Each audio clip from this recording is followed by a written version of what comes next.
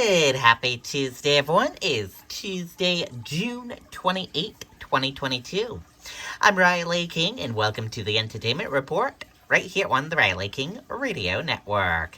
Let's get started right now with your Entertainment Report.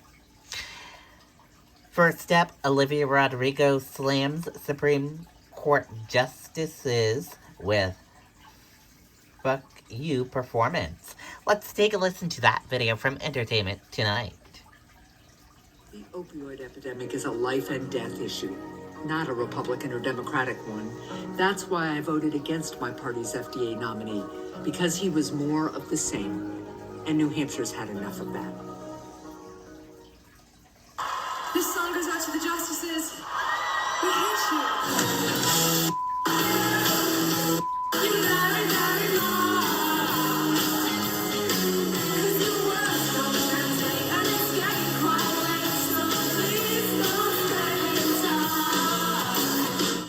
Olivia Rodrigo is sending a message to the Supreme Court after the overturning of Roe v. Wade. During the singer's set at the Glastonbury Festival in the UK, she surprised the crowd by bringing Lily Allen out on stage. Today is a very, very special day. This is actually my first Glastonbury, and I'm sharing the stage with Lily, which is the biggest dream come true ever. But I'm also equally as heartbroken over what happened in America yesterday. Olivia then expressed how she felt about SCOTUS's ruling on Friday in the case of Dobbs versus Jackson Women's Health Organization, which overturned its 1973 decision in Roe v. Wade, protecting the right to an abortion. I'm devastated and terrified. So many women and so many girls are going to die because of this. And I wanted to dedicate this next song to the 5 members of the Supreme Court who have showed us that at the end of the day, they truly don't give a shit about freedom. Olivia hit her message even harder in song, performing Lily's 2009 anthem, F You. This song goes out to the justices. We hate you.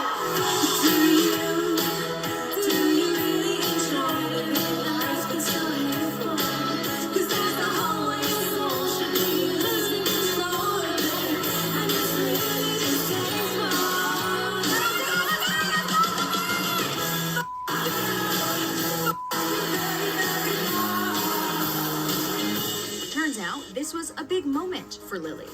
She shared the duet on Instagram, along with these behind-the-scenes pics from Glastonbury, which included a sweet thank you note from Olivia. In the caption, Lily reflected on the whole thing, which was her return to the stage after getting sober nearly 3 years ago. Quite a mosh. Things are truly messed up, but at least my babies got to see their mama play and slay Glastonbury with their favorite pop star. Look inside your tiny mind.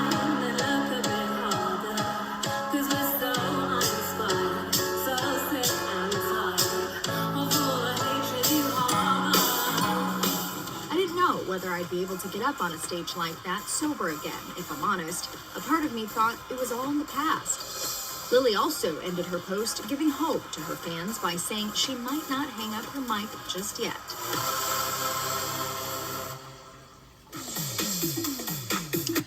Okay, there you go on that video and that report. Jodie Sweetin reacts to getting pushed by LAPD while protesting for abortion rights exclusive. Let's take a listen to that video from Entertainment Tonight. It's time to get outdoorsy, and Wayfair's got just what you need. The Roe v. Wade reversal, that has Hollywood fired up from last night's awards to the streets, where Full House's Jodie Sweetin got knocked to the ground. Jodie telling me what led up to that shocking moment.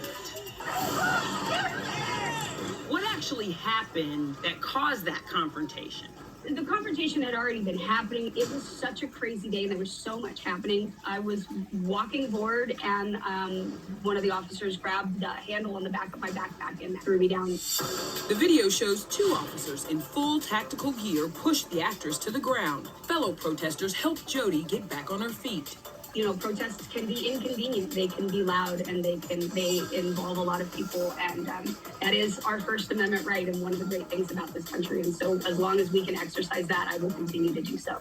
So I do want to let you know what the LAPD said to us in the statement. They said the LAPD is aware of a video clip of a woman being pushed to the ground by officers, not allowing the group to enter on foot and overtake the 101 freeway. The force used will be evaluated against the LAPD's policy and procedure. Thoughts? I mean, they can review policy, they can do stuff. I'm not pressing any charges. I think the most important thing is for people to realize what's going on, to continue to use their voices. What makes you especially passionate about the overturning of Roe v. Wade? I have two daughters. They are 14 and nearly 12. And to know that the rights and choices of my daughters could be vastly different if I lived several hundred miles in another direction is terrifying.